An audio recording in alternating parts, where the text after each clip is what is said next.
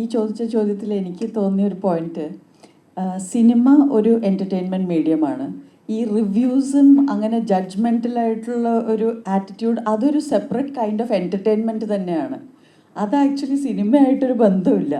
വെറുതെ ചർച്ചകൾക്ക് വേണ്ടി ഇരിക്കുന്നവരില്ലേ, ഡിസ്കഷൻസ്, പാനൽ ഡിസ്കഷൻസ്, അല്ലെങ്കിൽ ഇഷ്ടമാണ്.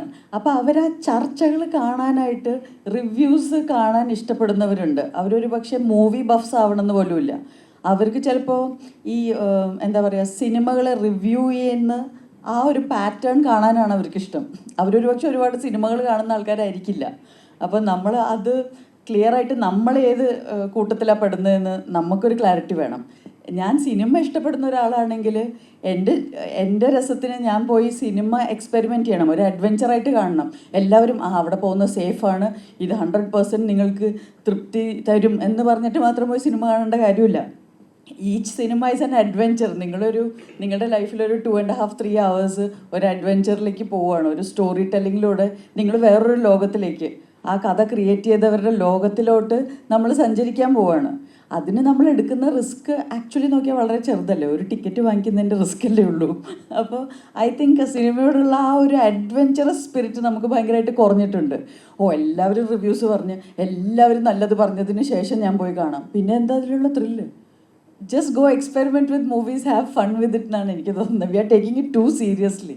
ഇമോഷണലി ആ ട്രാക്കിനെ ഫോളോ ചെയ്തവർക്ക് അത് വലിയൊരു മൊമെൻ്റാണ് സിനിമയിൽ. ഇമോഷണലി അല്ലാതെ ഇതൊരു ക്രൈം ത്രില്ലർ പോലെ മാത്രം ഫോളോ ചെയ്തവർക്ക് അത് ചിലപ്പോൾ കിട്ടണമെന്നില്ല. ആ ഇമോഷണൽ ഗ്രാഫിലൂടെ സഞ്ചരിച്ചവർക്ക് അത് ഭയങ്കര ഒരു മൊമെൻ്റാണ്. ഞാനിത് പറയാൻ കാരണം, ഞാൻ സിനിമ കണ്ടത് എൻ്റെ ഹസ്ബൻഡിൻ്റെ കൂടെയാണ്. ട്രിവാൻഡ്രത്ത് ഞങ്ങൾ തിയേറ്ററിൽ പോയി കണ്ടു. അപ്പോൾ അദ്ദേഹത്തിന് ഒട്ടും കഥ അറിയില്ല, അറിയാൻ വേണ്ട എന്ന് പറയുന്ന വളരെയധികം സിനിമയെ സ്നേഹിക്കുന്ന ഒരാളാണ്. ആൾ സിനിമ മുഴുവൻ കണ്ടു കഴിഞ്ഞിട്ട് ആ ക്ലൈമാക്സ് പോർഷനിൽ ശരിക്കും ചോക്ടപ്പായി എന്ന് പറഞ്ഞു. എന്ന് വെച്ചാൽ it's so deep, there are so many layers to that എന്ന് പറഞ്ഞിട്ട്. അപ്പോൾ എനിക്ക് മനസ്സിലായി, കഥ അറിയാത്ത ഒരാളുടെ ഫീഡ്ബാക്ക് എനിക്ക് വളരെ സത്യസന്ധമായിട്ട് കിട്ടിയപ്പോൾ ഞാനും വിചാരിച്ചു, ഓക്കെ, അങ്ങനെ ഫോളോ ചെയ്യുന്നുണ്ട്, ഇമോഷണലി ആ ട്രാക്കിനെ ഫോളോ ചെയ്ത്. എനിക്ക് തോന്നുന്നു ബിജു ചേട്ടൻ ചെയ്ത ഒരു വളരെ ബ്യൂട്ടിഫുൾ പെർഫോമൻസ് ആണ്. അത് പ്രത്യേകിച്ച് എൻ്റെ ഹസ്ബൻഡ് അറിയിക്കാനും പറഞ്ഞു, because he enjoyed it so much. സട്ടിലായിട്ട് അത് പെർഫോം ചെയ്യാൻ എളുപ്പമുള്ളൊരു പെർഫോമൻസ് അല്ല അത്.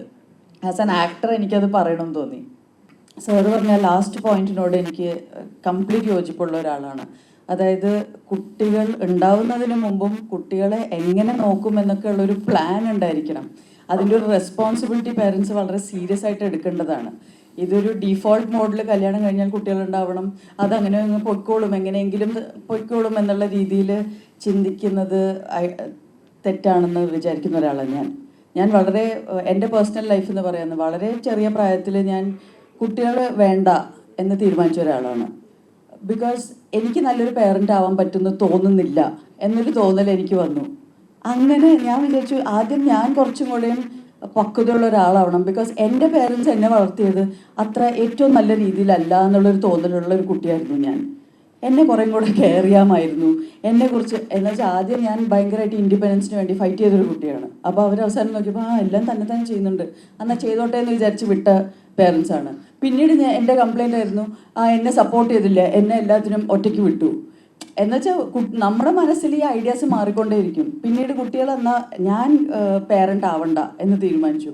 പിന്നീട് വിചാരിച്ചു, ഓക്കെ, ഞാനിപ്പോൾ ഒരു കരിയർ പേഴ്സണാണ്. കരിയർ ഏറ്റെടുത്ത് കഴിഞ്ഞാൽ ഒരു ഡിസിഷൻ ഉണ്ട്, ഒരു കരിയർ പാത്ത് ഏറ്റെടുക്കണോ, ഒരു ഫാമിലി പാത്ത് എടുക്കണോ. ഇതൊക്കെ എൻ്റെ പേഴ്സണൽ ചിന്താഗതികളാണ്. അപ്പോൾ രണ്ട് പേരൻസും കരിയറിൻ്റെ പിന്നാലെ പോയാൽ അവരുടെ കുട്ടികളെ ആര് നോക്കും?